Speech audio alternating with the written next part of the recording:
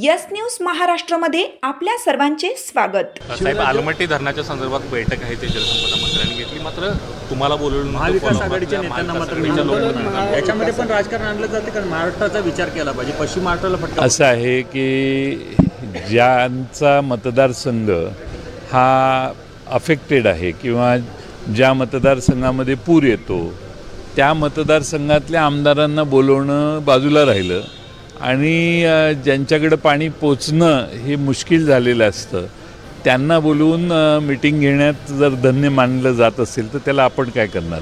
सत्तारूढ पक्षाच्या लोकांनी सत्तेत बसणाऱ्या आपल्याच पक्षाच्या सत्तेतल्या आमदारांना बोलवायचं आणि बैठका घ्यायचा, त्यांना दुसरी बाजू कळू शकत नाही।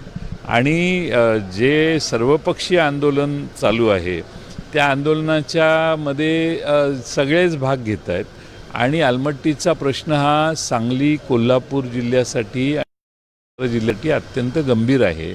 त्यामुळे या प्रसंगात विरोधी पक्षाचं मत काय हे बोलवण्यासाठी सर्वांनाच बोलवायला पाहिजे होतं, पण आम्ही बघितलं की विरोधी पक्षाचे सतेज पाटील, बंटी पाटील असतील किंवा तिकडं विश्वजित कदम असतील, माझ्या मतदारसंघही त्यात येतो, किंवा त्या भागातले खासदार विशाल पाटील असतील, यापैकी कुणालाच बोलवलं नाही आणि हे चुकीचं आहे। अशा अनिष्ट प्रथा म्हणजे प्रत्येक गोष्टीत राजकारण करण्याची जी पद्धत सुरू झालेली आहे ती सरकारने आणि मुख्यमंत्र्यांनी पुढाकार घेऊन जरा बंद केली पाहिजे असं मला वाटतं।